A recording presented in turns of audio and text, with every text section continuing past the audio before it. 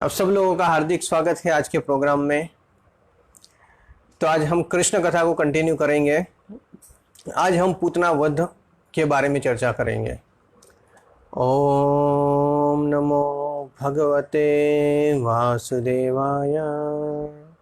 ओम नमो भगवते वासुदेवाय। ओम नमो भगवते वासुदेवाय। ओमाज्ञानतिमिरान्धस्य ज्ञानाञ्जनशलाकया चक्षुरुन्मीलितं येन तस्मै श्रीगुरुवे नमः। श्रीचैतन्यमनोभीष्टं स्थापितं येन भूतले स्वयं रूपः कदा मह्यं ददाति स्वपदान्तिकं। जय श्री कृष्ण चैतन्य प्रभु नित्यानंद श्री अद्वैत गदाधर श्रीवास आदि गौर भक्तवृंद। हरे कृष्णा कृष्ण कृष्ण हरे हरे, हरे राम राम राम हरे हरे। हरे कृष्णा। तो अब सब लोगों का हार्दिक स्वागत है आज के प्रोग्राम में। तो आज हम कृष्ण कथा जो हमने शुरू किया था उसके बारे में हम आज चर्चा करेंगे। लास्ट टाइम हमने देखा था कि किस प्रकार से नंद महाराज और वसुदेव जी का मिलन हुआ था। जो कंस ने चर्चा किया था अपने मंत्रियों के साथ और फिर सब लोगों ने मिलकर डिसाइड किया था कि जितने भी पिछले 1 से 10 दिन में जितने भी बच्चे जन्मे हैं वो सब लोगों की हत्या कर दी जाए। इस प्रकार से कंस और उसके जो जितने भी असुरगण थे वो सब लोगों ने ऐसा डिसाइड किया था। और फिर नंद महाराज मथुरा गए थे टैक्स देने के लिए। तो उस समय पे वसुदेव जी और नंद महाराज दोनों का मिलन होता है। दोनों मिलते हैं एक दूसरे से और चर्चा करते हैं। उस समय पे वसुदेव जी कई बार नंद महाराज से पूछते हैं हालचाल, व्रज के हालचाल पूछते हैं, उनके हालचाल। फिर स्पेशली जो कृष्ण और बलराम वहाँ पे रह रहे हैं तो उनके बारे में पूछते हैं। और फिर उनको कहते हैं कि अगर आपका कार्य यहाँ पे हो गया हो तो आपको तुरंत ही व्रज में जाना चाहिए, क्योंकि हो सकता है कि व्रज में कुछ उत्पात मचे। तो इस प्रकार से नंद और वसुदेव जी का डिस्कशन हुआ था। और उसके बाद आज हम चर्चा करेंगे पूतना वध के बारे में कि किस प्रकार से भगवान ने पूतना का उद्धार किया। तो अब वसुदेव जी ने जब नंद महाराज को ये बताया तो नंद महाराज ने तुरंत ही अपना जैसे ही टैक्स देने का जो कुछ भी कार्य है वो पूर्ण किया और तुरंत वहाँ से निकल गए। और वो जब वहाँ से निकल रहे थे तो आते आते रास्ते में फिर वो वही चीज़ सोच रहे थे कि वसुदेव जी ने जो कुछ भी कहा है, क्योंकि वसुदेव जी बहुत ही संत व्यक्ति है तो इसीलिए वो कुछ भी कोई भी बात ऐसे ही नहीं बोल सकते। वो कुछ भी अगर बोलते हैं तो उसके अंदर कुछ न कुछ तात्पर्य होता है, कुछ न कुछ उसमें रहस्य होता है, कुछ तथ्य होगा इसके बारे में। तो ये नंद महाराज ये सोचते सोचते वहाँ से मथुरा से गोकुल वापस आ रहे थे। प्रभुपाद बताते हैं कि जब कोई भी भक्त होता है उसके ऊपर कभी भी भय होता है उसे भक्त को, या उसे कोई भी चिंता होती है या फिर कोई भी दुविधा होती है तो वो हमेशा श्री कृष्ण का, जो भगवान का ही शरण लेते हैं। तो उसी प्रकार से नंद महाराज भी मन में और मन में भगवान की शरण ले रहे थे। उनको अपनी तो कोई चिंता नहीं थी, पर उन्हें सबसे ज़्यादा चिंता थी कृष्ण की कि कृष्ण है व्रज में तो इसीलिए वहाँ पे कुछ उत्पात हो जाए, उसकी वजह से उनको बहुत ही चिंता थी। तो इसीलिए उन्होंने भगवान की शरण ली। तो उसके बाद जो कंस था वो कंस ने डिसाइड किया था कि जितने भी व्रज में 1 से 10 दिन में जितने भी जन्मे हैं वो सब लोगों का वध करना है, सब लोगों को मार देना है। तो इसीलिए उसने जो पूतना नाम की जो राक्षसी थी उसको चुना, क्योंकि ये जो पूतना थी उसका कार्य ही ऐसा था कि वो छोटे छोटे जो बच्चे होते हैं उसको पकड़ के मार डालती थी और उसमें से सारा का सारा खून चूस लेती थी और फिर फेंक देती थी। तो ये उसका कार्य था। बस उसका मास्टर यही में इसमें था। तो अब ये कार्य करने के लिए पूतना तो बहुत ही एक्सपर्ट थी पहले से ही। तो इसीलिए कंस ने सिलेक्ट किया पूतना को और पूतना को वहां पे भेजा। और अब ये जो पूतना है उसका भी पास्ट टाइम से उसका भी हिस्ट्री है कि उसने कि ये पूतना कौन थी। जब भगवान वामन देव गए थे बलि महाराज के पास, वामन देव की कथा में हम जानते हैं कि जो वामन देव है, भगवान ने एक छोटे से ब्राह्मण का रूप लिया था। बहुत ही छोटे बालक थे, ब्रह्मचारी थे और सैफ्रॉन कपड़े में थे। तो इसीलिए ऐसा उनका रूप था कि सब लोग उनको देख के बहुत ही आकर्षित हो जाते थे। तो इस तरह से वामन देव ने गए थे बलि महाराज के पास और बाद में बलि महाराज से वो 3 कदम भूमि मांगी। तो उस समय पे बलि महाराज की सभा में जब ये वामन देव पहुंचे तो उस समय पे बलि महाराज की एक बहन थी जिसका नाम था रत्नमाला। तो जब उसने वामन देव को देखा तो वो बहुत ही आकर्षित हो गई। उसने वो सोचने लगी कि काश ये जो बालक है वो अगर मेरा पुत्र होता तो मैं उसको दूध पिलाती। ऐसा वो सोचने लगी मन ही मन। अब फिर बलि महाराज से वामन देव का पूरा डिस्कशन हुआ। फिर बलि महाराज से 3 कदम भूमि मांगी। अब 3 कदम की जगह पे 2 कदम ने ही वामन देव ने तो पूरा का पूरा ये तीनों लोक है उस सबको माप लिया। और फिर तीसरा कदम उनके सर के ऊपर रख के उनको भी ले लिया। अब ये जो बलि महाराज की बहन थी उसको बहुत ही क्रोध आया। अब ये रत्नमाला सोचने लगी कि अगर ये जो मेरा पुत्र होता तो मैं उसको जहर दे के मार डालती। तो उसका मन ऐसा हो गया। अब इसने जो इच्छा प्रकट की थी और इच्छा जो प्रकट की वो भगवान के प्रति की, तो अब इसको किसी न किसी तरह से पूर्ण होना था। तो अब इस जन्म में वही रत्नमाला पूतना बन के आई। तो इसीलिए इसका जो पूरा लीला जो है पूतना का वो इसी 2 इच्छा के ऊपर है। अगर आप देखेंगे ध्यान से तो ये जो रत्नमाला ने पहले जो कुछ भी इच्छा की थी दूध पिलाने की या फिर जहर पिलाने की, तो इसी प्रकार की ये पूरी की पूरी लीला भगवान ने की और उसकी जो इच्छा थी वो भी भगवान ने पूर्ण की। तो इस प्रकार से ये जो पूतना थी वो पूतना व्रज में आई। और जब व्रज में आई तो ये जो पूतना थी वो बहुत ही बड़ी राक्षसी थी। इसीलिए वो क्या करती थी कि गांव में जाती थी, एक वृक्ष से दूसरे वृक्ष पर या इस तरह से कहीं पे भी वो जा सकती थी। ऐसी उसके जैसे कहते हैं ना कि जैसे ब्लैक मैजिक होता है और अलग अलग प्रकार की जो विद्याएं होती हैं, तो इस प्रकार की शक्ति उसमें थी ये पूतना में। यहाँ पे बताया हुआ है वह कि एक वृक्ष की डाली का आधार लेके वो दूसरी डाली वृक्ष के ऊपर भी जा सकते थे। तो इस प्रकार से वो इस व्रज में आ गई और बहुत प्रकार के ऐसे ब्लैक मैजिक होते थे। ये सारी की सारी जो विधि होती थी ये सब कुछ ये राक्षसी के पास थी। पर जैसे हम देखते हैं कि जहाँ पे भगवान होते हैं, जहाँ पे हरे कृष्ण महामंत्र का जप होता है, भगवान के नामों का उच्चारण होता है, तो ऐसी जगह पे कभी भी ये जो ब्लैक मैजिक होता है या फिर ऐसी विद्या ये होती है वो कभी भी काम नहीं करती, वो कुछ बिगाड़ नहीं सकती है ऐसी जगह पे।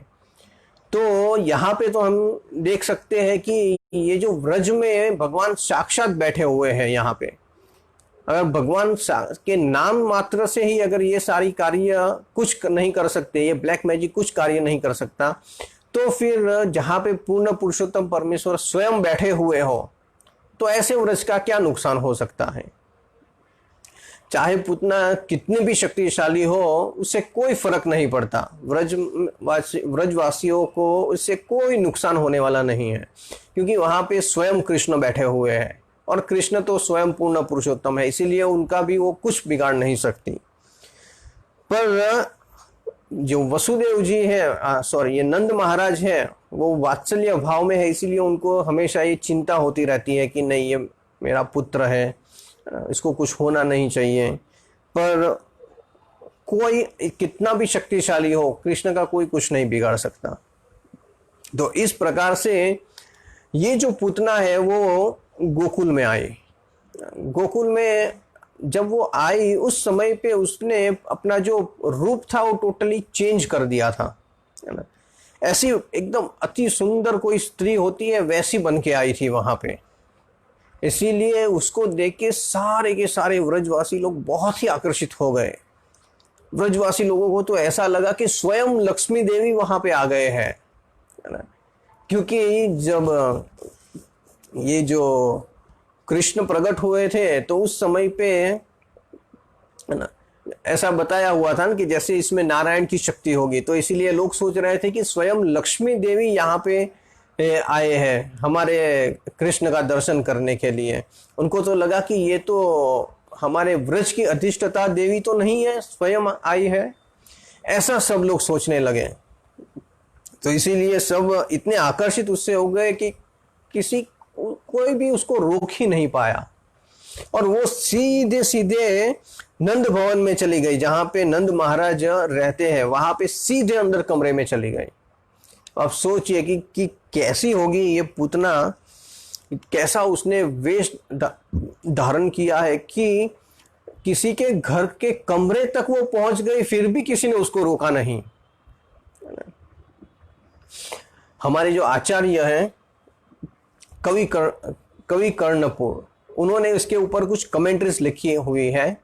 जो चैतन्य महाप्रभु के पार्षदों में एक है शिवानंद सेन, उनके पुत्र हैं, उन्होंने कुछ कमेंट्री लिखी हुई है उसके ऊपर। तो उन्होंने कुछ 4-5 चीज़ें बताई हुई है कि ये जो पुतना यहाँ पे वेश लेके आई है ना, वो कैसी लग रही है ना। कि पहला तो सबसे पहले बताते हैं कि जैसे बहुत बड़ी अग्नि होती है और वो अग्नि पूरे के पूरे धुएं से ढक जाती है। जैसे अगर मान लीजिए कि बहुत सारी अग्नि है और अग्नि में से बहुत सारा धुआं निकला हुआ है, अगर आप दूर से देखेंगे तो सारा का सारा धुआं वहां पे दिखता है मगर अग्नि नहीं दिखती है। देखने में ऐसा लगता है कि हाँ सिर्फ यहाँ पे धुआं है और ये अगर धुएं में अगर कोई जाएगा तो कुछ नहीं होगा, पर अगर कोई अंदर चला जाता है तो वहां पे तो बहुत बड़ी अग्नि प्रज्वलित है ना। तो जैसे जो धुएं से अग्नि ढक जाती है उसी प्रकार से ये जो पूतना आई थी, बाहर से तो बहुत ही सुंदर वेश था मगर अंदर से तो अग्नि जैसी थी वो। तो इस प्रकार से बताते हैं। दूसरा फिर बताते हैं जैसे कि कोई चोर होता है, अगर कोई चोर कुछ भी चोरी करने की इच्छा से अगर आपके घर में आता है तो सबसे पहले तो बहुत ही एक साधारण व्यक्ति बन के आता है, बहुत ही अच्छी मीठी मीठी बातें करता है, अच्छा बोलता है और फिर घर में आके कुछ ना कुछ चोरी करके चला जाता है। तो ये पूतना भी इसी प्रकार की थी कि बहुत ही अच्छी कोई व्यक्ति है वैसा रूप लेके यहाँ पे आई है, पर अंदर से तो बहुत बड़ी राक्षस है। फिर बताते हैं कि कुछ लोग ऐसे होते हैं जो बोलते हैं बहुत मधुर बहुत मीठा बोलते हैं, पर अगर पीछे से अगर देखेंगे तो वो बहुत ही चुगली करते हैं, है ना। पीछे से बहुत ही जेलसी होती है, ईगो होता है, बहुत ही घमंड होता है ना। पर सामने जब आते हैं तब तो बहुत ही प्रेम से बोलते हैं हाँ हरे कृष्ण प्रभु जी, हरे कृष्ण प्रभु जी, ऐसा करते हैं। पर जैसे ही वहां से चले जाते हैं, काय का प्रभु जी आ गया कहीं का, इस प्रकार से फिर इंटरनली बहुत ही विचार जो होता है वो ऐसा होता है।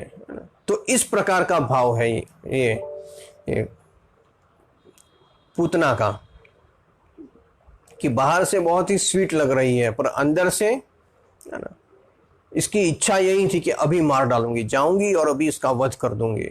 इच्छा तो उसकी यही है ना। फिर चौथा उदाहरण देते हैं कवि कर्णपुर, बताते हैं कि जैसे कि एक कुआं है और कुएं के ऊपर बहुत ही बड़ा घास डाल दिया है। अब क्या होता है, पशुओं को लगता है कि ये यहाँ पे बहुत अच्छा घास है। जैसे ही वो घास खाने के लिए जाते हैं और तुरंत उसके अंदर गिर जाते हैं, तो इस प्रकार का ये वेश लिया था इसने, पूतना ने, कि लोगों को ठग रही थी। लोगों को ऐसा लगता था कि हाँ हाँ बहुत ही अच्छा है, पर अंदर से फिर पता चलता है कि हाँ, कि ये तो बहुत बड़ी राक्षसी है। फिर बताया है कि जो पूतना है is like a poison tree, है ना। जो पूतना है वो सही में क्या है, एक जहरीला वृक्ष जैसा है, पर बाहर से लगता है कि ये कल्प वृक्ष है।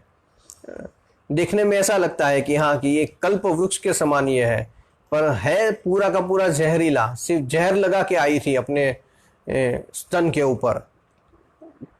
तो ये सारी कमेंट्री हमारे जो आचार्य है वो इसके ऊपर कथन करते हैं, ऐसे बताते हैं कि जो पूतना देखने में ऐसी लगती है कि स्वयं लक्ष्मी देवी यहाँ पे आ गए, है ना। और उसके बाद वो सीधी अंदर पहुंच गई। और जैसे भी ये अंदर पहुंच गई और उसने जैसे ही वो कृष्ण के सामने पहुंच गई, है ना, तो फिर क्या हुआ कि कृष्ण ने, वो जैसे ही इसने देखा पूतना ने, तो कृष्ण को देख के ही ये समझ गए कि ये जो बालक है वो कोई साधारण बालक नहीं है, ये कोई बहुत ही शक्तिशाली बालक है। जैसे भगवान जो है वो हर एक जीव के हृदय में परमात्मा के रूप में बैठे हुए हैं, तो इसीलिए भगवान को अगर इंस्ट्रक्शन देता है तो इमीडिएटली भगवान हृदय में से प्रेरणा दे देते हैं। तो उसी प्रकार से यहाँ पे भी जो पूतना है वो जब देखती है कृष्ण को, तो ऐसा लगता है कि हाँ, कि ये कोई साधारण बालक नहीं है, ये बहुत ही कोई शक्तिशाली बालक है। तो यहाँ पे बताया हुआ है, प्रभुपाद बताते हैं कि कृष्ण अगर छोटे बालक के रूप में है फिर भी वो परमेश्वर ही है। अगर कृष्ण को अगर किसी का वध भी करना है तो उनको अपना पूरा चतुर्भुज रूप है या फिर ऐसा रूप लेने की कोई जरूरत नहीं है। वो छोटे बालक है तो बालक के रूप में ही वो वध कर सकते हैं। तो इसीलिए उस समय पे भी वही कृष्ण है, वही परमेश्वर है जो चतुर्भुज रूप में होते हैं। तो जैसे मायावादी लोग कई बार कहते हैं ना कि ये जो भगवान अब पृथ्वी के ऊपर आए हैं, तीनों गुण में आ गए हैं, तो अब वो भी तीनों गुण से बंध गए हैं, तो इसीलिए अब वो भगवान नहीं रहे, वो जब वापिस चले जाएंगे तब वो भगवान हो जाएंगे। तो इस प्रकार का मायावादी लोग सोचते हैं। तो यहाँ पे इसका खंडन होता है कि कृष्ण छोटे हैं फिर भी वो पूर्ण पुरुषोत्तम परमेश्वर है, और उसी छोटे रूप में वो कोई भी कार्य कर सकते हैं। तो जब पूतना ने इनको देखा भगवान को, तब सोचने लगे यहाँ कि कुछ तो है इस बालक में, क्योंकि ये कोई साधारण बालक लगता नहीं है। अब जब ये पूतना ने कृष्ण को देखा तो तुरंत ही कृष्ण ने अपनी आंखें बंद कर ली। तो अब ये कृष्ण ने आंखें बंद क्यों कर ली, इसके ऊपर भी हमारे जो आचार्य है वो बहुत सारी कमेंट्री लिखते हैं कि ये मेन रीजन क्या है आंख बंद करने का। तो सबसे पहले तो यहाँ पे लिखा हुआ है कि ये जो पूतना है इसका मेन कार्य यही था कि वो सारे के सारे जो छोटे छोटे बच्चे हैं उसको मार डाले, है ना, और उसको पकड़ के उसका खून चूस ले। तो भगवान नहीं चाहते हैं ऐसी कोई स्त्री का मुख देखना। तो सबसे पहले लिखा है कि ऐसी ही बहुत सारी बच्चों का वध करके ये आई है, इसीलिए भगवान उसको देखना नहीं चाहते उसकी ओर। तो इसीलिए भगवान ने तुरंत ही आंखें बंद कर ली। फिर भगवान ने, आचार्य दूसरी कमेंट बताते हैं कि जो पूतना है वो जब भगवान को देख रही थी तो पूतना के अंदर मन में बहुत सारी प्रतिक्रिया चल रही थी, क्योंकि वो उसका कार्य किया था, वध करना था उसको। वो सोच रही थी कि कैसे इसको मारना है। तो उसके अंदर ही अंदर बहुत सारी प्रतिक्रिया कुछ न कुछ चल रही थी। तो भगवान चाहते थे कि उसको भय ना लगे, है ना, कि वो डर ना जाए पूतना। भगवान ऐसा सोचते थे। तो ऐसा सोच के भगवान ने फिर आंखें बंद कर ली। फिर भगवान सोच रहे थे कि भगवान ने भगवत गीता में बताया है कि परित्राणाय साधुनाम विनाशाय च दुष्कृताम।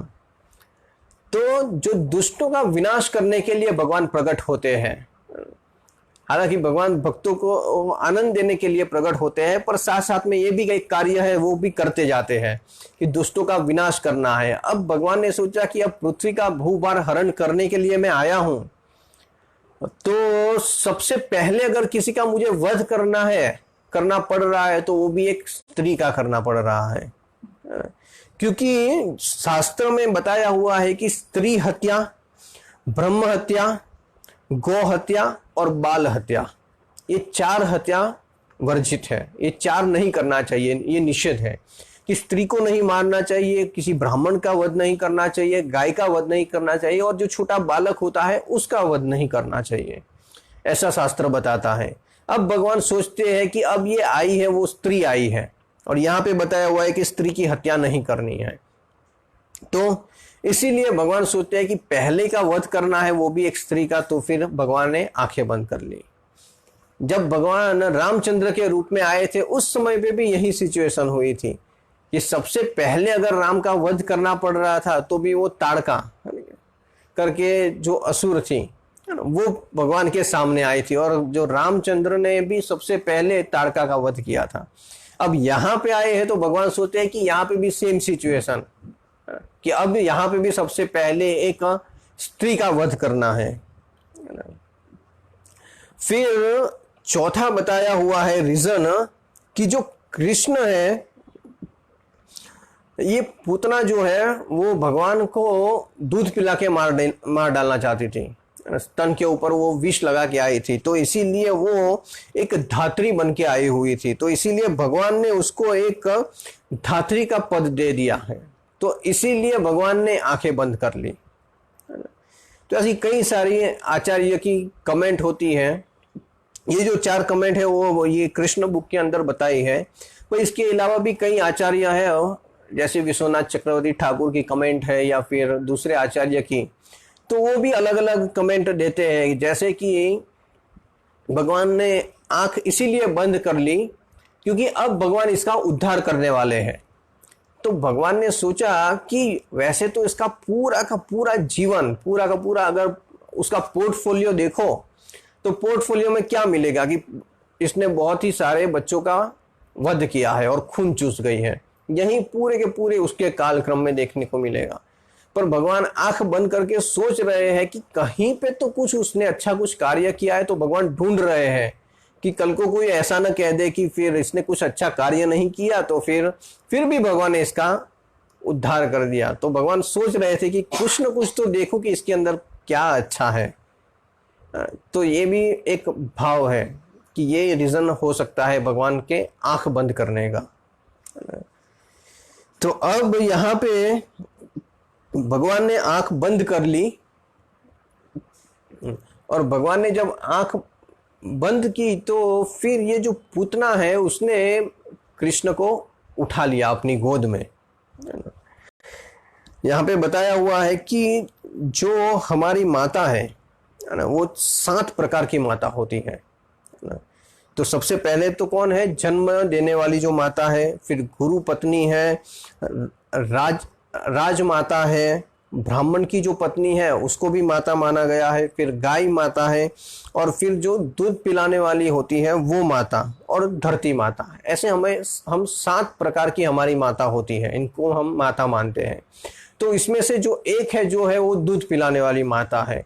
अब यहाँ पे जो कृष्ण के साथ है ना, जो लीला का जो ये पूतना का की जो लीला होने वाली है वो इसी प्रकार की है। तो इसीलिए भगवान ने इसको धात्री का स्थान दिया है कि ये मुझे दूध पिलाने वाली है ना। तो इस प्रकार से जब कृष्ण को पूतना ने अपने गोद में उठा लिया है ना, और उसने क्या किया कि वो दूध पिलाने लगे।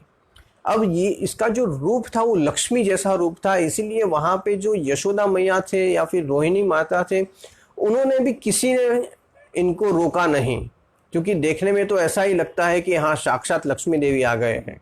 तो इसलिए सारे के सारे कोई भी रोक नहीं पाए पूतना को। तो पूतना ने जब कृष्ण को उठा लिया, तो अब ये पूतना को पता नहीं है कि इसने किसको उठाया है, क्योंकि साक्षात जो काल है उसके लिए, तो जो भगवान है वो भक्तों, ये ऐसे जो असुर होते हैं उसके लिए तो स्वयं काल के रूप में है। भगवान ने भगवद गीता में बताया है, कालो अस्मि, है ना, मैं कौन हूं, मैं काल हूं, I am the time. Arjun को बताते हैं भगवान, जब विराट रूप दिखाते हैं उस समय पे कहते हैं आई एम द टाइम। तो इस प्रकार से ये जो पूरा साक्षात काल है उसको उसने उठा लिया है, और उसको इतना पता भी नहीं चला। जैसे कोई बुद्धिहीन व्यक्ति जो होता है वो क्या समझता है, अरे हाँ ये तो रस्सी है, रस्सी समझ के वो पकड़ लेता है, पर उसको बाद में पता चलता है कि उसने तो एक सांप को पकड़ लिया है। और फिर वो सांप क्या करेगा, वो क्या डसे बिना छोड़ देगा उसको? नहीं। तो इसी प्रकार से उसने, पूतना ने कृष्ण को उठा लिया, पकड़ लिया, और अब वो वहां पे दूध पिलाने लगी, है ना। तो जब दूध पिलाने लगी, अब ये हाँ, यहाँ पे एक और एग्जाम्पल दिया हुआ है, एक तलवार का। जब म्यान में एक तलवार होती है ना, तो इसका उदाहरण यहाँ पे दिया हुआ है कि जैसे कोई एक तलवार होती है, उसकी जो अगर म्यान है तो म्यान को पूरा वेलवेट का बनाया हुआ होता है, तो अगर उसको आप पकड़ लो तो आपको बहुत ही स्मूथ लगेगा, बहुत ही अच्छा लगेगा।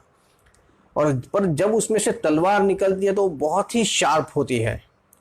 तो इसी प्रकार से यहाँ पे जो कृष्ण है ना, वो तो बहुत ही स्मूथ लग रहे थे, छोटे बालक हैं। कई जगह पे बताया है कि कृष्ण 3 दिन के थे, और कई जगह पे बताया हुआ है कि कृष्ण 3 महीने के थे इस समय पे, है ना।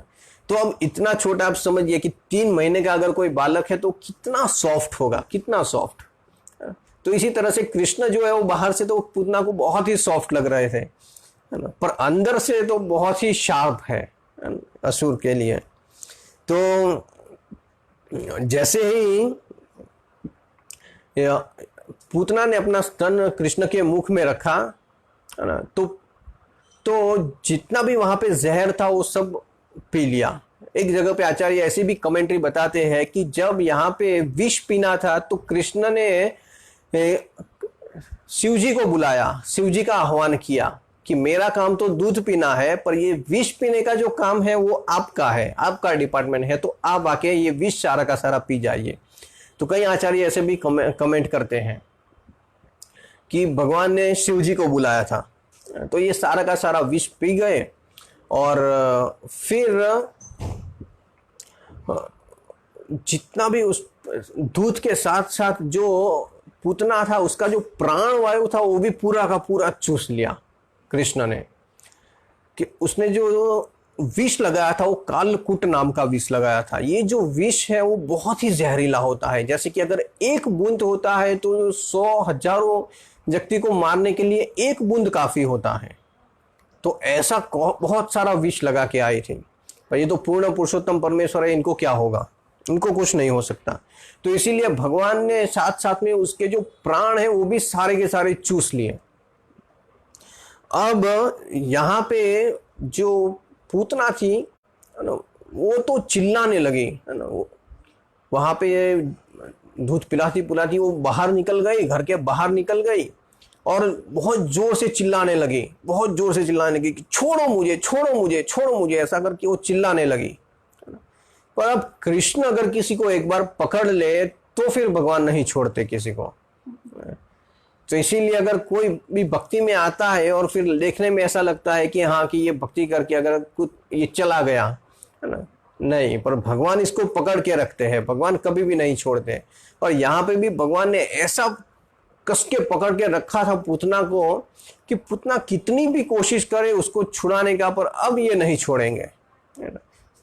तो अब जो कृष्ण, ये जो पूतना थी वो बहुत ही अच्छा रूप लेके आई थी लक्ष्मी जी का। अब वो अपना जो वो रूप है उसको मेंटेन नहीं कर पाई, क्योंकि उसका जो ओरिजिनल रूप था वो ओरिजिनल रूप में आ गई।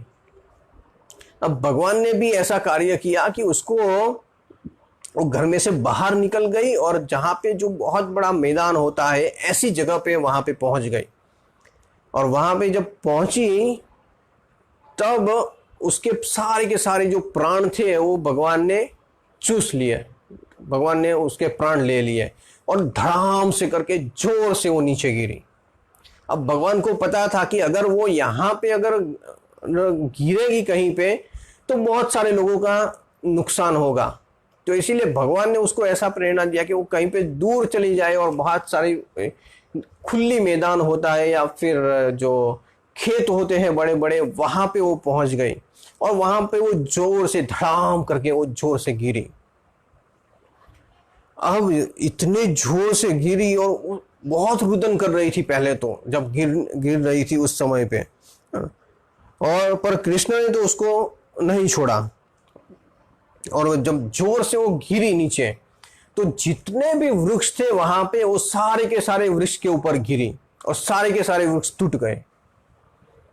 यहाँ पे बताया हुआ है कि पूतना की साइज क्या थी। जो पूतना थी उसकी जो साइज थी वो 12 माइल थी, मतलब 18 किलोमीटर की लंबी थी वो। अब सोचिए अगर वो यहां से गिरे तो 18 किलोमीटर तक दूर तक वो गिरे, इतनी बड़ी थी। ये तो सिर्फ उसकी हाइट थी, है ना। अब चौड़ाई और वो विड्थ और अगर आप वो सारी चीजें अगर कैलकुलेट करो तो वो तो और अलग है, और उसकी सिर्फ हाइट ही इतनी थी। अब वो यहाँ पे इतनी जोरों से गिरी कि सब लोगों को तो ऐसा लगता हो कि जैसे कोई वज्रपात हुआ हो, और कुछ समय तक तो लोगों के कान पूरे के पूरे बंद हो गए, कुछ सुनाई ही नहीं दे रहा है किसी को, ऐसे सिचुएशन वहां पे हो गए। यहां पे प्रभुपाद बताते हैं कि जैसे वृत्तासुर के ऊपर वज्रपात हुआ था, जब विष्णु के साथ युद्ध हुआ था, सॉरी ये इंद्र के साथ युद्ध हुआ था वृत्तासुर का, तो उस समय पे उसके ऊपर जब जैसा वज्रपात हुआ था उस प्रकार से ये पूतना धड़ाम से गिरी है नीचे, और उसका पूरा का पूरा शरीर है लंबा चौड़ा वहां पे गिरा हुआ है। कुछ समय तक तो लोगों को पता ही नहीं चला कि यहाँ पे ये क्या हो गया और ये क्या गिरा हुआ है। ये सब लोग देख रहे हैं कि इसका ये जो पूरा का पूरा शरीर है वो कैसा पड़ा हुआ है। तो बताते हैं सुखदेव गोस्वामी पूरा डिस्क्रिप्शन देते हैं पूतना का जो शरीर है वो कैसे यहाँ पे पूरा गिरा हुआ है। हालांकि ये जो पूतना लीला है ना, इसका डिस्क्रिप्शन जो ये सुखदेव गोस्वामी परीक्षित महाराज को बताते हैं वो कंपैरेटिवली अगर आप देखेंगे कि तो दूसरे जो असुरों का जो डिस्क्रिप्शन है उससे थोड़ा ज्यादा बताया हुआ है। क्यों बताया हुआ है ऐसा? क्योंकि ये जो पूतना वध, ये जो लीला है ना, ये एक विशेष लीला है सुखदेव गोस्वामी के लिए भी, क्योंकि सुखदेव गोस्वामी सबसे पहले जब आकर्षित हुए थे तब ये श्लोक सुन के आकर्षित हुए हैं। अहो बकीयम स्तनकालकूटम। जब सुखदेव गोस्वामी का जन्म हुआ था तो उस समय पे जैसे ही वो घर में से बाहर निकले तुरंत वो चले गए थे। अब ये व्यासदेव जी को लगा कि अगर ये चला गया है, क्योंकि अब तो पर उसको तो बुलाना है, तो व्यासदेव जी ने अपने सारे शिष्यों को एक श्लोक सिखाया और सब लोगों को जाके कहा कि आप ये श्लोक जाके गाइए। वो कौन सा? वो ये श्लोक था, अहो बकीयम स्तनकालकूटम, जिसमें बताया हुआ है कि अहो बकीयम, बकीयम मतलब राक्षस, राक्षसी, एक राक्षसी अपने स्तन के ऊपर स्तन कालकूटम, कालकूट नाम का विष लगा के आई है, और इतनी दुष्ट है। इच्छा क्या थी? मारने की, भगवान को मारने की। फिर भी भगवान ने उसको माता का स्थान दे दिया। इसमें यहाँ पे बताया हुआ है कि लेबे गतिम धात्री उचिताम, धात्री उचिताम मतलब माता का स्थान दे दिया। जो वध करने के लिए आई थी ऐसी एक राक्षसी को भगवान ने माता का स्थान दे दिया। आप सोचिए इससे दयालु और बड़ा भगवान कौन हो सकता है, और इसकी मैं शरण क्यों ना लूं। तो ये श्लोक में ऐसा बताया हुआ है। तो जैसे भी सुखदेव गोस्वामी ने सुना ये श्लोक तो तुरंत वो पहुंच गए और बोल रहे हैं कि ये आपने कहाँ से सुना, कहाँ से सुना? तो बताया कि हमारे गुरुदेव से सुना है। तो कहा हाँ चलो ले चलो मुझे उसके पास। लेके गए तो व्यासदेव जी के पास ले गए। तो इस प्रकार से जो सुखदेव गोस्वामी है वो भी इसी श्लोक से, ये लीला से ही आकर्षित हुए थे कि ये जो लीला है उसमें भगवान की दया दिखाई है कि कितने भगवान करुण है। ऐसी जो एक स्त्री जो मारने की इच्छा से आई है, फिर भी उसको भगवान ने माता का स्थान दिया। तो इसमें भगवान की करुणा दिखती है कि भगवान कितने दयालु है। इसीलिए सबसे पहली जो लीला है वो पूतनावध है। तो इसीलिए यहाँ पे सुखदेव गोस्वामी डिस्क्रिप्शन में बताते हैं कि जो पूतना है उसके दांत थे, दांत वो कैसे थे, जो बड़े बड़े दांत होते हैं वो कैसे थे। तो ऐसा लग रहा था कि जैसे कोई हल है। फिर बताया कि उसके जो नाक थे, नाक इतने बड़े बड़े थे कि ऐसा लगता है कि जैसे कोई पर्वत की गुफा है वहां पे। फिर उसके जो स्तन थे वो इतने बड़े थे कि जैसे लगता थी कि कोई ये टेकरियां हैं बड़ी बड़ी। फिर उसके जो केस थे, उसके जो बाल थे वो ऐसे लगते थे कि जैसे कोई लाल कलर के छोर लगे हुए हैं, वृक्ष हैं, ऐसा लगता था। फिर उसकी जो आंखें थी वो ऐसा लगता था कि बहुत बड़े बड़े कुएं हैं बने हुए वहां पे। फिर उसकी जो जांघ थी, दो जांघ थी, वो ऐसा लगता था कि कोई नदी के किनारे बने हुए हैं। और उसके जो दो हाथ है वो ऐसा लगता था कि जैसे कोई सेतु बनाया हुआ है वहां पे। और उसका जो पेट है वो जैसे कोई सरोवर पूरा का पूरा सूख गया हो, ऐसा लगता था। तो ऐसा इतना बहुत ही विशाल उसका जो शरीर था, 18 किलोमीटर का, और वो पूरा का पूरा वहां पे गिरा हुआ था। और कृष्ण क्या कर रहे थे वहां पे? तो कृष्ण उसके शरीर के ऊपर खेल रहे थे आराम से। अब यहाँ पे किसी को कुछ पता ही नहीं चला कि यहाँ पे ये क्या हो गया। सब लोगों को तो ऐसा ही लगता है कि हाँ, कि कुछ भगवान की कृपा हो गई और हमारा लल्ला बच गया। सब लोगों को तो ऐसा ही लगता है। आगे वो सोचेंगे भी, ऐसा डिस्क्रिप्शन बताया हुआ है। आगे चल के जो तृणावत वध है, फिर जो सक्टासुर का वध है, उस समय पे पूरा डिस्क्रिप्शन लिखा हुआ है कि सारे गोप वासी ऐसा ही सोचते हैं, गोपियां और सारे ग्वाल बाल ऐसा ही सोचते हैं कि कुछ पिछले जन्म में हमने बहुत ही अच्छे कुछ पुण्य किए हैं, कोई अच्छा कार्य किया है, जिसकी वजह से आज हमारे लल्ला की रक्षा हो रही है यहाँ पे। ऐसा आएगा डिस्क्रिप्शन में आगे चल के। तो ऐसा ये सब सोच रहे थे। और कृष्ण तो वहां पे आराम से खेल रहे थे, वहां पे पुतना के शरीर के ऊपर, उसकी छाती के ऊपर खेल रहे थे। तो जैसे ये गोपियों ने देखा तो तुरंत ही वो दौड़ के वहां पे पहुंच गए और कृष्ण को ले लिया। अब कैसे लिया, ये भी वो एक बहुत बड़ा सवाल है, क्योंकि इतना बड़ा शरीर होता है तो कैसे उसके ऊपर चढ़े भी होंगे, क्योंकि ऐसा तो नहीं है सीधा जाके उठा लिया। शरीर ही इतना बहुत बड़ा है तो कैसे भी करके इसके ऊपर चढ़े होंगे। और फिर वहां से कृष्ण को ले लिया। और कृष्ण को जैसे ही ले लिया, फिर सोचा कि बहुत ही अमंगल हो गया है, तो इसीलिए सबसे पहले तो वहां पे कृष्ण है उसको गौमूत्र में नहलाया। ऐसा नहीं कि गौमूत्र के 4-5 ड्रॉप है वो डाले सिर के ऊपर और पवित्र गया, जैसे हम करते हैं ना, जैसे आचमनी करते हैं ऐसा। पर ऐसा नहीं, यहाँ पे तो क्या पूरा का पूरा सैनिटाइज हो गया, पूरा गौमूत्र से नहला दिया कृष्ण को पूरा का पूरा। और जो गोबर होता है उसका भी लेप पूरे के पूरे शरीर के ऊपर लगा दिया कृष्ण के ऊपर। क्यों? क्योंकि वो चाहते थे कि कृष्ण को पवित्र कर दे, जो कुछ भी अमंगल कार्य हो रहा है वो ना हो। तो इसीलिए इस प्रकार का कार्य उन्होंने किया है। एक चीज ये भी है, कृष्ण ये दिखाना चाहते हैं कि गायों का महत्व कितना है। इसीलिए ये लीला हो रही है ऐसी कि गाय है वो बहुत ही इंपॉर्टेंट है। चाहे गाय का मूत्र हो, गौमूत्र हो या फिर गोबर हो, सब कुछ ऑस्पिशियस है, वो सब कुछ ही लाभदायक है। और गाय खुद भी बहुत ही महत्वपूर्ण है, क्योंकि यही बताया ना कि 7 माताओं में से एक माता है वो गाय माता है। तो इसका जो महत्व है वो दिखाने के लिए कृष्ण ने ऐसी लीला की। तो इसको पूरे के पूरे गौमूत्र से नहला दिया यहाँ पे। और फिर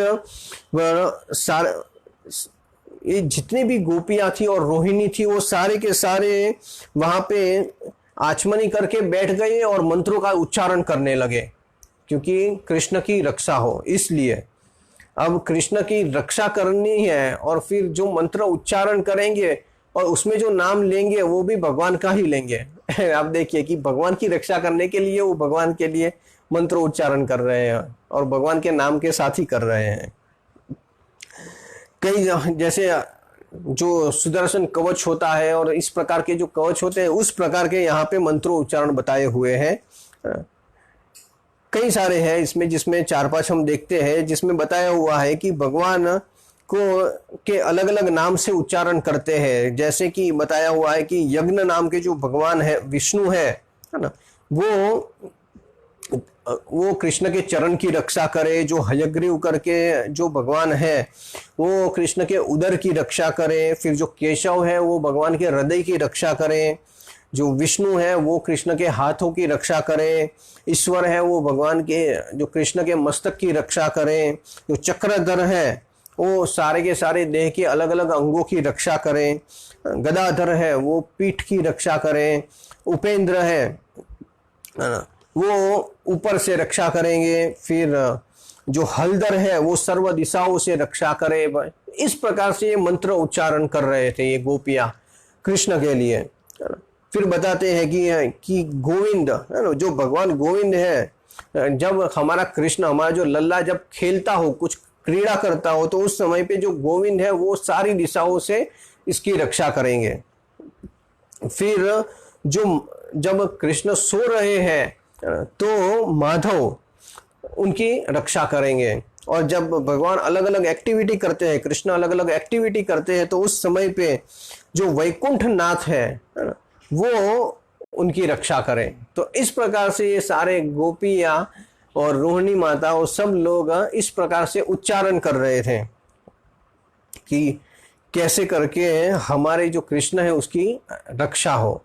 पर इनको रक्षा की कोई आवश्यकता नहीं है, वो सारे सब लोगों की रक्षा करने के लिए आए हैं, तो इसीलिए इनको रक्षा की जरूरत नहीं है। पर ये वात्सल्य भाव है, इसीलिए इनके लिए कृष्ण भगवान नहीं है, इनके लिए तो उनका पुत्र है, तो इसीलिए ये भाव है।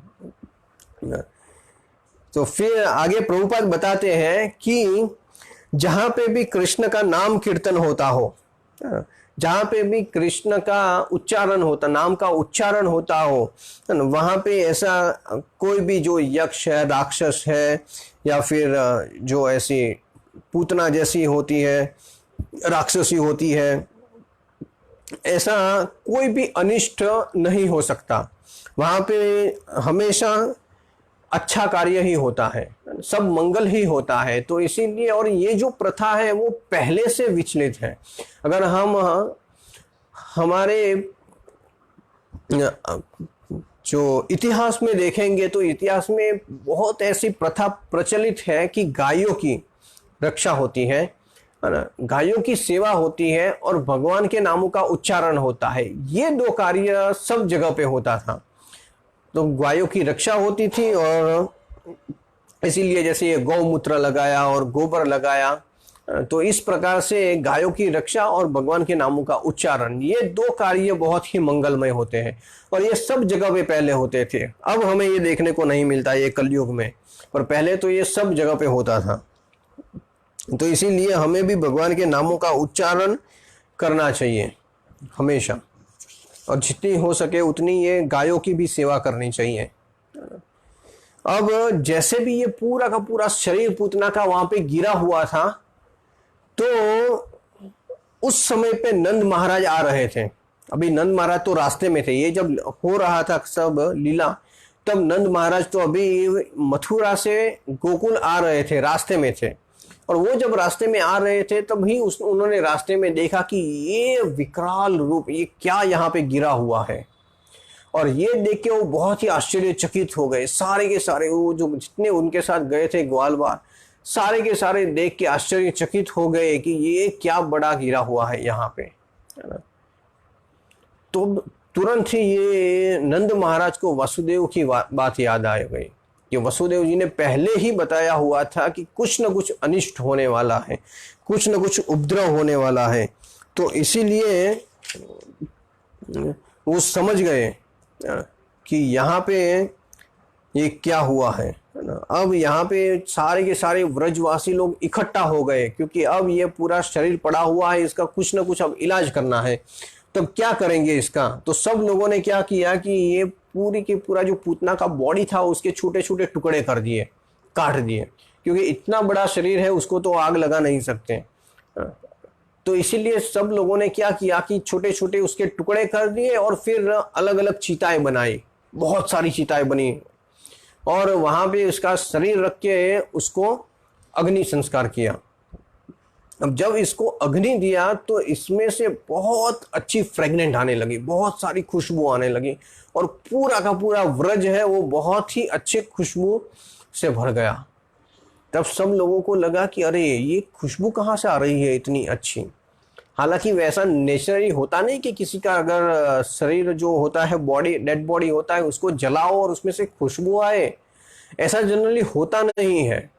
पर यहाँ पे बताया हुआ है कि जो पूतना है उसको स्पर्श हुआ था कृष्ण का, कृष्ण ने उसके शरीर को छुआ था, और जैसे ही उसके शरीर को छुआ था उसमें जितने भी पाप थे वो सारे के सारे पाप नष्ट हो गए थे पूतना के, क्योंकि जो पूर्ण पुरुषोत्तम है स्वयं कृष्ण, उसने उनके शरीर को छुआ, तो इसीलिए वो उस समय पे पवित्र हो गई थी। और इसीलिए भगवान के स्पर्श के कारण ही उसके जो शरीर को आग लगाई तो उसमें से खुशबू निकलने लगी, है ना, बहुत ही अच्छा सुगंध हो गया सब जगह पे। तो इसीलिए बताया हुआ है कि भगवान के लिए अगर कोई छोटा सा अगर कोई कार्य करता है, स्वअल्पमस्य धर्मस्य त्रायते महतो भयात, स्वअल्पमस्य धर्मस्य त्रायते महतो भयात। बताया है कि अगर स्वअल्प मतलब थोड़ा सा, अगर भगवान के लिए कोई अगर थोड़ा सा भी कार्य किया, है ना, तो वो बहुत ही कल्याणकारी होता है, बहुत ही शुभदायी होता है। अगर आप जितनी छोटी सेवा कर सको, फिर भी देखने में हमारे लिए कोई छोटी सेवा होती है, पर अगर कोई व्यक्ति भाव से भी अगर भगवान की सेवा करता है तो भगवान उसे बहुत बड़ा मान के स्वीकारते हैं। जैसे कहते हैं ना, पत्रम पुष्पम फलम तोयम, तोयम मतलब पानी। अगर सिंपल भगवान को अगर पानी देना है तो क्या मुश्किल है, कोई भी साधारण व्यक्ति ये कार्य कर सकता है, पर भगवान देखते हैं कि ये किस भाव से दे रहा है, तो फिर इसका ये सिर्फ इतना छोटा सा कार्य है, वो भी बहुत बड़ा कार्य हो जाता है, भगवान इसको बड़ा गिनते हैं। तो इसीलिए अगर कोई छोटा कार्य भी करता है तो वो कभी भी व्यर्थ नहीं जाता भगवान के लिए। यहाँ पे तो उदाहरण हमें देखने को मिल रहा है कि पूतना जो भगवान को आई थी मारने के लिए, उसकी जो इंटरनल जो डिजायर थी वो तो ऐसी थी कि मैं भगवान को मारूं, पर उसने भगवान को स्तनपान कराया, तो इसीलिए भगवान को उसने कुछ दिया, है ना। यहाँ पे तो विष दिया उसने, हालांकि भगवान को कुछ नहीं हुआ, पर देने आई थी वो विष, पर इसने कुछ दिया इतना। तो आप सोचो कि इतना कल्याणकारी कार्य हो गया कि इसके सारे के सारे पाप धुल गए और इसके शरीर में से खुशबू निकलने लगी। और बताया हुआ है कि ये जो पूतना है इसको कोई सायुज्य मुक्ति नहीं मिली थी। आप देखेंगे कई जितने भी असुरों का वध किया तो उसमें सब लोगों को सायुज्य मुक्ति मिली थी। एक जो अघासुर है उसको सारूप्य मुक्ति मिली थी, और ये जो पूतना है, ये पूतना को सायुज्य मुक्ति नहीं मिली थी, उसको माता का स्थान भगवान ने दिया, इसीलिए वो भगवान के धाम में चली गई थी। तो आप सोचे कि अगर कृष्ण को इसने छोटा सा चीज देने का प्रयास किया, वो भी वैर भाव से, और भगवान ने इसको माता का स्थान दे दिया, तो आचार्य लिखते हैं कि अगर ऐसी पूतना को अगर भगवान ने गोलोक धाम में भेज दिया तो जो भक्त व्रजवासी लोग प्रेम से भगवान की सेवा करते हैं तो उनके देने के लिए भगवान के पास क्या बचा। भगवान अब क्या देंगे इससे ज्यादा, भगवान अपने धाम में दे सकते हैं स्थान, इससे और बड़ा बढ़कर क्या है अब। तो देखिए कि अगर इसीलिए अगर कोई प्रेम भाव से अगर भगवान की सेवा करेगा, भक्ति करेगा, अगर जितना हो सके उतना, भगवान देखते हैं डिजायर कि उसकी इच्छा कितनी है, उसने कितने प्रेम से भगवान की सेवा की है। और अगर इस प्रकार से अगर भगवान की सेवा करेंगे तो फिर उसको क्या मिल सकता है ना। अगर पूतना को गोलोक धाम मिल गया, तो अगर जैसे जो यशोदा मैया है, फिर देवकी माता है, उनका जो स्थान है, इसी प्रकार का स्थान दिया यहाँ पे भगवान ने, ऐसा बताया हुआ है गोलोक धाम में। तो इस प्रकार से ये जो पूतना है, भले उसने जो कार्य किया है ना, वो मारने का कार्य करने के लिए आई थी, पर भगवान ने उसका उद्धार कर दिया। यहाँ पे बताते हैं हमारे आचार्य की जो पूतना है वो किसका रिप्रेजेंटेटिव है। यहाँ पे जितने भी असुर है, भगवान जितने जितने असुरों का वध करेंगे, वो हमारे सारे के सारे जो अनर्थ है उसको रिप्रेजेंट करते हैं।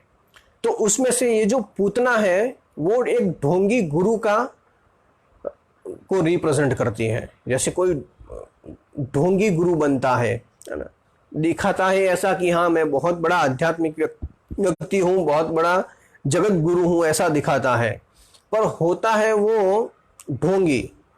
तो उसको ये पूतना रिप्रेजेंट करती है, क्योंकि पूतना है वो थी असुर, मगर वो जैसे कि कोई लक्ष्मी देवी हो वैसी वो आई थी बन के, जो दिखाती है कुछ अलग और होती है कुछ अलग।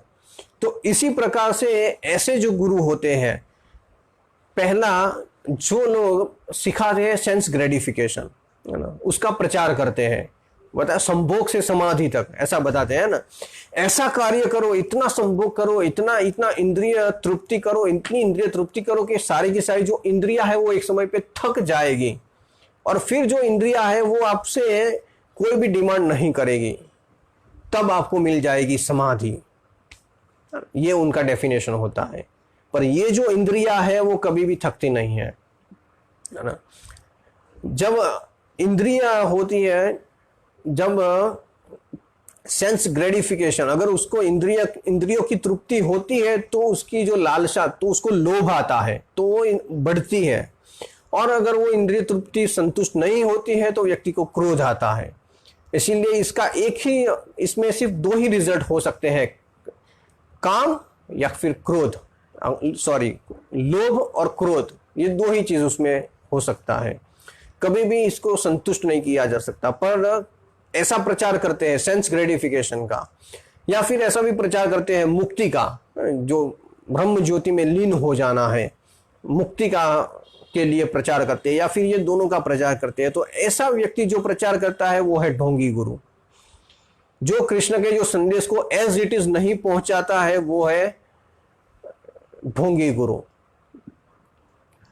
खुद की इंद्रियों संतुष्ट में कंट्रोल में नहीं होती है, और ऐसा दिखाते हैं कि वो बहुत बड़े कंट्रोलर है अपने इंद्रियों के।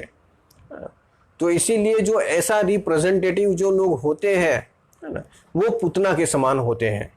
तो इसीलिए हमें भी हमेशा ध्यान में रखना चाहिए कि हम कहीं ना कहीं ऐसे कोई ढोंगी गुरु में फंस ना जाए। फिर क्या होता है कि अगर वो तो जेल में जाता है, वो तो नरक में जाता है, साथ साथ में सब अपने चेलों को भी नरक में लेके जाता है। अल्टीमेटली तो अगर ऐसे कोई गुरु में कोई फंस जाता है तो फिर उसने तो अपनी इंद्रियों को भोग में लगा दिया, और फिर उसका जो रिजल्ट होता है वो तो उसको भुगतना ही पड़ता है। फिर कोई एक्सक्यूज नहीं चलता कि नहीं नहीं हमें तो पता नहीं था, ये तो ढोंगी थे, ये थे, वो थे। आपने जैसा कार्य किया है उसका परिणाम आपको भुगतना है। इसीलिए हमेशा सोच समझ के कहीं पे भी अगर हम किसी की शरण लेते हैं, किसी को गुरु बनाते हैं, तो हमेशा ध्यान में रखना चाहिए कि कैसे व्यक्ति को हमें गुरु बनाना चाहिए। तो इसीलिए ऐसे जो कोई भी ढोंगी है, वैसे तो बहुत सारे ऐसे बिजनेस खोल के बैठे हुए हैं आज तो, जो हमेशा दिखाते हैं। तो 99% तो ऐसे ही लोग मिलते हैं जो ढोंगी होते हैं। सिर्फ गुरु, साधु और शास्त्र, अगर ये प्रमाण को हम अच्छी तरह से पालन करें, इससे हम चेक करें, तब हमें पता चल सकता है कि अगर कोई व्यक्ति बताता है कि वो गुरु है और उसकी जो वाणी है वो अगर शास्त्र से मैच होती है, शास्त्र हमें जो बताता है, या फिर हमारे प्रीवियस आचार्य जो होते हैं वो अगर बताते हैं, उससे अगर वो मैच होता है तो वो सही है, नहीं तो वो गलत है। एक जगह पे ऐसा भी बताया हुआ है कि सबसे बड़ा जो ढोंगी है, फॉल्स गुरु है, वो है हमारा मन। अगर हमारा मन हमारा मित्र नहीं है तो वो भी हमें चीट करता है, वो भी हमें धोखा देता है। एक समय पे क्या कहता है, अरे ये क्या कर रहा है, ये क्या टाइम वेस्ट कर रहा है, जहाँ मंदिर में जा, भगवान का नाम ले। जब व्यक्ति भगवान की सेवा में जुड़ता है तब कहता अरे ये क्या कर रहा है, अभी तो तेरा पढ़ाई करने का टाइम है, जा पढ़ाई कर। अगर वो पढ़ाई करने बैठेगा तो कहेगा अरे अरे ये क्या कर रहा है, अभी तो क्रिकेट मैच चल रहा है, क्रिकेट मैच देख। तो हर समय पे वो माइंड है वो चेंज हो जाता है और वो चीट करता है व्यक्ति को। अगर वो उसका मित्र नहीं है तो, अगर उसका मन उस व्यक्ति के कंट्रोल में नहीं है तो वो भी उसका सबसे बड़ा दुश्मन है। तो इसीलिए ये जो पूतना है वो एक ढोंगी गुरु को रिप्रेजेंट करती है। तो हाँ, यहाँ पे इसके बाद जो कथा आएगी, यहाँ पे फलश्रुति भी बताई हुई है सुखदेव गोस्वामी के द्वारा। सुखदेव गोस्वामी क्या बताते हैं कि जो व्यक्ति ये जो पूतना वध को श्रद्धा से, है ना, फेथ से, है ना, और सीरियसली अगर वो इसका स्मरण करता है ना, तो निश्चित रूप से उसको कृष्ण की कृपा प्राप्त होती है, गोविंद की कृपा उसको मिल सकती है। पर कैसे उसको सुनना है, फेथ से, उसको श्रद्धा होनी चाहिए उससे। अगर वो इस कथा को सुनता है तो उसको निश्चित ही गोविंद की कृपा प्राप्त होती है ना। तो ये सुखदेव गोस्वामी के आशीर्वाद हैं। अब इसके बाद जो कथा आएगी उसमें सक्टासुर का वध आएगा और तृणावर्त का वध आएगा। तो इसको हम नेक्स्ट सेशन में कंटिन्यू करेंगे। हरे कृष्णा। किसी को कोई प्रश्न है तो पूछ सकता है, कोई कमेंट है?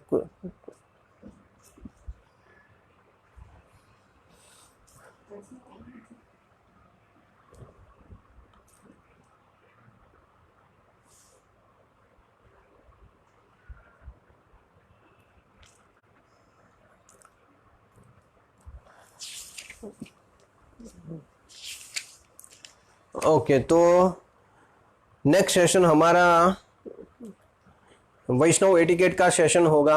आई थिंक वैष्णव एटिकेट के सेशन में अब लास्ट एक ही सेशन बचेगा जिसमें जो धाम अपराध के बारे में हम चर्चा करेंगे। तो नेक्स्ट सैटरडे हमारा जो वैष्णव एटिकेट का जो सेशन है वो कंप्लीट हो जाएगा और संडे को तो Bhagavad Gita as it is हम कंटिन्यू करेंगे।